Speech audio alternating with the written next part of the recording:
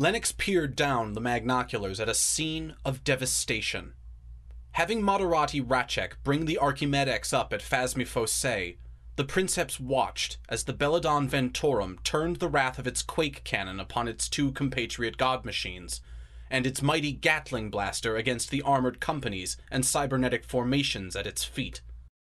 With the other two warlord titans now nothing more than smoke-streaming wrecks of corruption, and the Ordo Reductor forces blasted to oblivion, the god machine stood silent. Examining it through her magnoculars, Lennox watched the warped crew climb out of the top hatch of the command deck and leap to their deaths.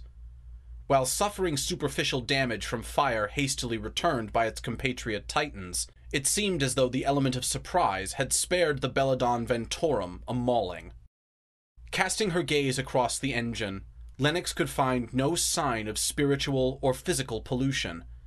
The ghostly darkness of its void shielding had dissipated. The infernal glow of its command deck was gone. With Omnex 70 covering them with his arquebus, Lennox led Ratchek and Engine Seer Zarko across the mauled sands. Thalaxi and Cryos battle tanks alike had been shredded in the rain of destruction. Picking their way through the devastation, they stood before the still form of the Belladon Ventorum. Lennox flashed her Moderati a smile. The goggled Ratchek nodded. "Engine Seer, shall we?" "Princeps first," Zarko said, "as protocol dictates." It took some time to climb the shell of the mighty Titan, even making use of maintenance ladder rungs and scramble holds. The rebels found the hatch to the command deck still open. There was no need for Zarko to go to work with his tools this time. The bridge space was cool and still. A preliminary check of the God Machine's systems revealed that it had received the Tabula Myriad's broadcast, and that its own comm vanes were in turn now transmitting on all channels. As Zarko climbed down into the engineering section, ready to provide a damage report, Lennox and Ratchek interfaced with the mighty machine spirit of the Belladon Ventorum. They were only two for now, but they would find other experienced crew loyal to their cause in time. Hesitantly, the Moderati ported into his deck station, and Callistra Lennox became one with the God Machine. She plummeted through possibility. She was at once sense and shielding, flesh and iron, bone and the colossal workings of an iron behemoth.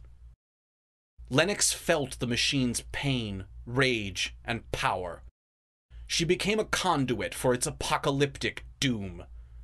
In those moments, in which monstrous possibility flooded her being, Lennox found it hard to understand how she had ever survived being separated from such titanic annihilation.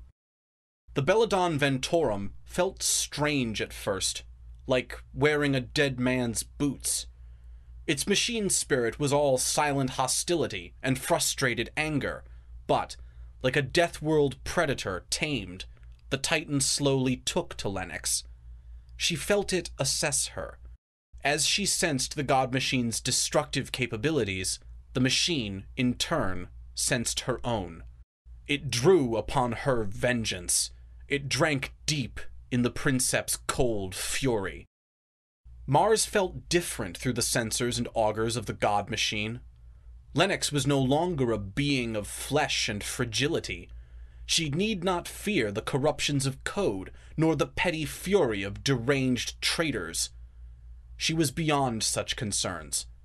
She was an unfolding tempest, looking down upon Mars and the afflicted constructs that ailed the planet with the serenity of a natural disaster. She was the calm before the coming storm. She opened a new spheric channel. "Invalis Base, this is Belladon Ventorum," Lennox said in a flurry of binaric data. "Standing by for targets." "And the Tabula Myriad has provided them," Raman Sink's voice came, crackling over the Vox in reply. "In order of tactical importance, a 4,267-step strategy for taking back the Red Planet, executing a model of growing capability." Lennox heard the hollow reservation in the Lexorcist's voice.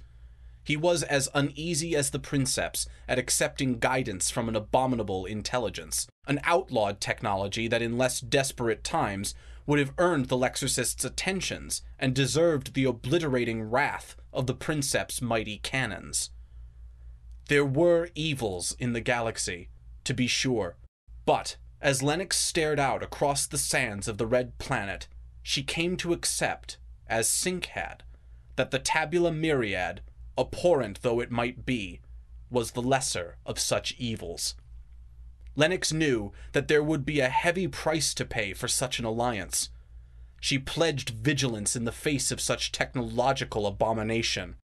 She promised herself, and the Mars that was, that a reckoning would come, and atonement be sought.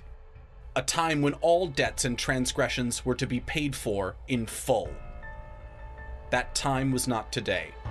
Not while the Dark Mechanicum held the Forge World principle tight in the claw of corruption. "Sounds like we have a lot of work ahead of us," Callistra Lennox transmitted with a heavy heart, as the abominable intelligence transmitted maps, schematics, and data relating to their first target. Legio Vendetica Armory Depot, Mare Hadriacum East. Lennox nodded her approval. The Belladon Ventorum would need ammunition and power for its great weaponry if it were to be the herald of annihilation across the red expanse of Mars. "Received," Lennox said with a smile spreading across her lips. "The first in many months.